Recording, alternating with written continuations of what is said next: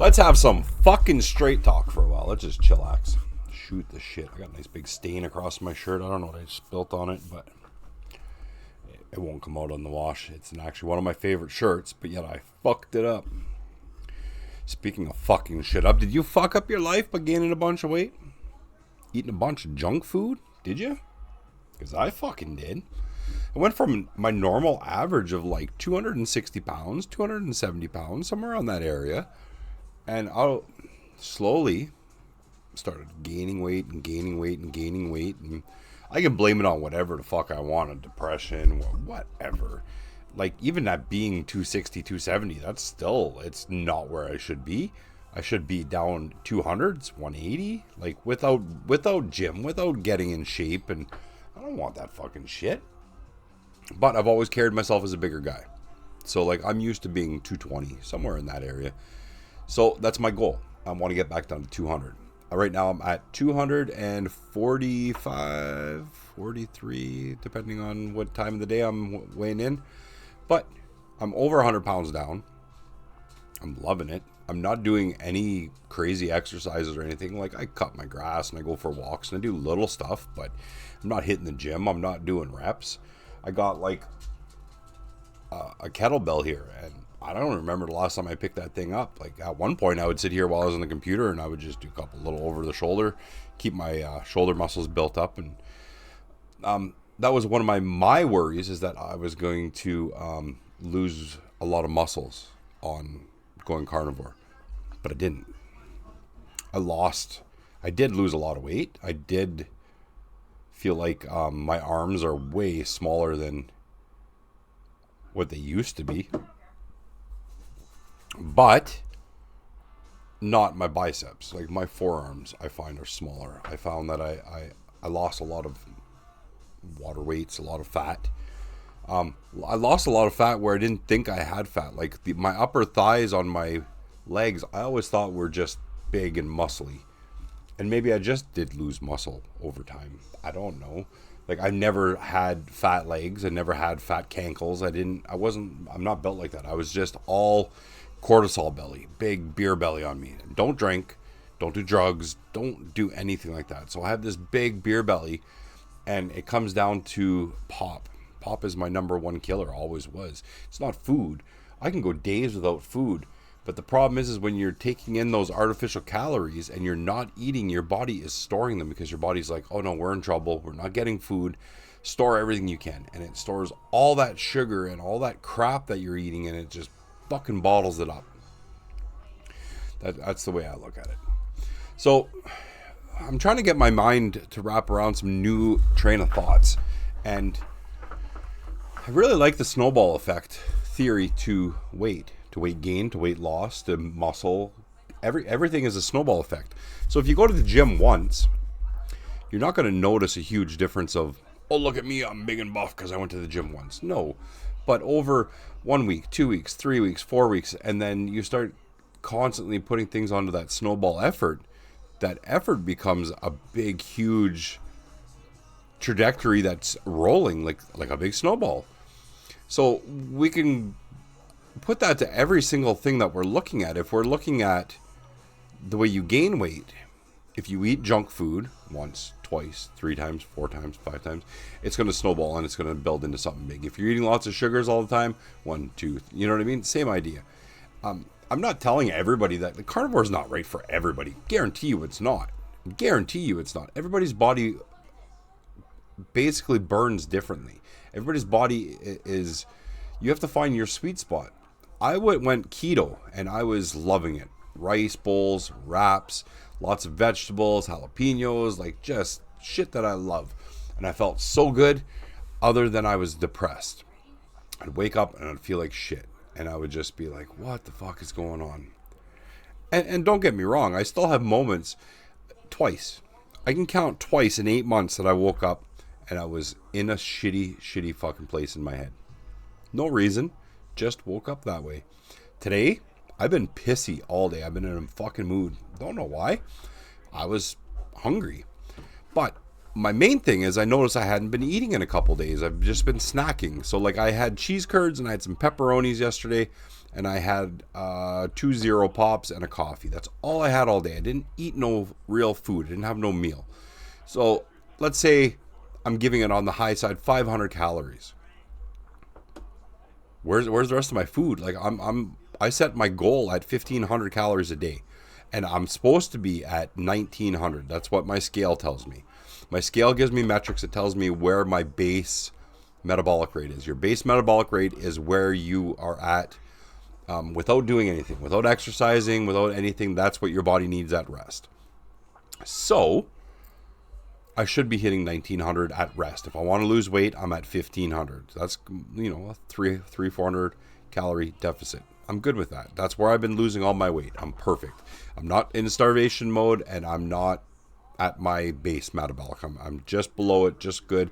And I've been losing 3.5 pounds a week on average, rocking. Set aside a couple weeks of plateaus here and there, which is normal because your body shifts and changes. But I hadn't been eating in the last couple of days. So like, I know yesterday I only ate 500 calories. The day before I probably only ate 500 calories. The day before that, I think I only ate around 500 calories. And I know this because I track my calories, and most carnivores don't. But like I said, I started keto, so I've been tracking this whole time, and I just haven't stopped. It's a good habit to get into. So last night I ate 3 eggs and a cup of ground beef, pre-cooked. I keep it in my freezer, pre-cooked, frozen, throw it in the microwave a couple minutes, throw it in with my eggs, and I'm good. Boom. So I did that, and then all of a sudden I slept better. And I woke up in a better mood, and I wasn't waking up depressed. But I didn't get very much sleep because, like I said, I was having a hard time getting to sleep, so that's why I ended up eating in the middle of the night and trying to boost that cortisol levels to get me back to a spot where I can actually rest. And that wasn't my idea. That was like ChatGPT and Grok and like just going through AI and asking questions and how come I can't sleep and what can I do? And I have ADHD. I've never been able to sleep good. Taking sleeping pills, taking all kinds of stuff. Never been able to sleep good. So I was just trying to find a way that I could actually get that grasp. I got the weight part good. I got the diet part good. I need the rest part.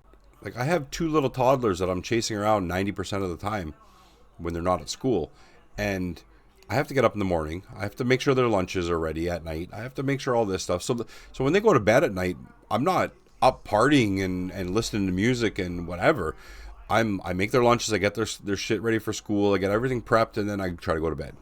Turn everything off. Turn the TV off. Turn the Xbox off. Turn the 3D printer off. Turn the computer off. Turn you off. Turn everything off. Doesn't matter. And I still can't sleep. So last night it actually helped that I ate a whole bunch of fatty, good food, and it helped me sleep. So tonight I'm going to do the same thing. I had my supper already at like 4 o'clock. It's 4:30 here. So around 8:30, 9 o'clock, I'm going to do like I did last night. Make some eggs, some ground beef, eat, and go to bed. So contrary to what we were taught forever on the SAD diet is not to eat at night because you won't be able to sleep good. You're going to have bad dreams. You're going to whatever. Your body doesn't digest the food properly. I ate last night. I woke up this morning and I was like 3 pounds under what I weighed in that before I went to sleep. So my body's still burning it off. And if you don't know, your body excretes fat through your urine. So as you sleep, your body heats up like a furnace. It kicks up and it burns the heat and it burns all that stuff. And then it drips out the fluid, right? In a rough layman's terms, right? So that's where you wake up and you're lighter. And you're like, how come I'm lighter? And you weigh yourself at 5 o'clock in the afternoon and you're like, how come I'm heavier? It's because your body's containing all that water from all day. All the coffee you drink, all the pop you drink, all the juice you drink, all the water you drink, whatever.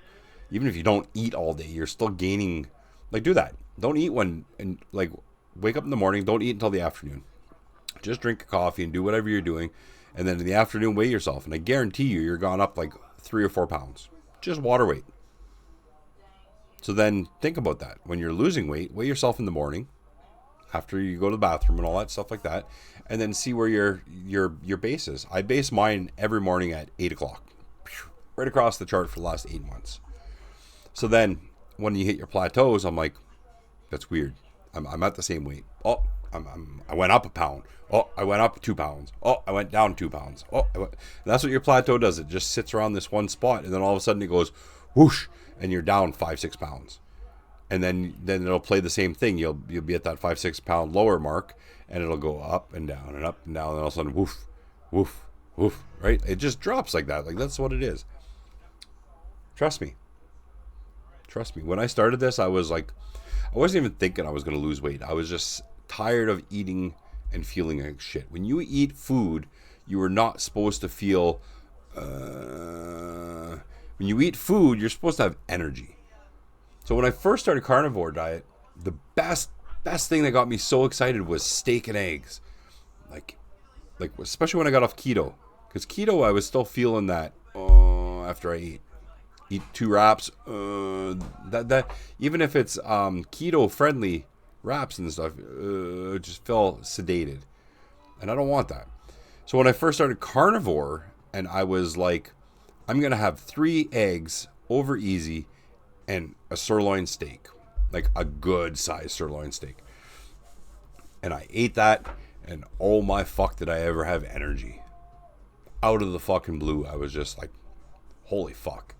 And I don't know if it's just because at that point I had already dropped 10-15 pounds, and it was just that extra little boost I needed, or if it was just strictly the diet. Because I went out that day and I mowed the lawn, and I whippersnipped, and I picked up garbage, and like I said, I just did a whole bunch of stuff. And then I was like, I'm hungry. And I'm never hungry because I'm not a very active person. Like, especially when I was bigger. Like, you know, I'm not going outside to cut grass. Fuck that shit. I'm lazy. Like, I don't want to do that shit. Like, it's fucking 100 degrees. Always find an excuse for something.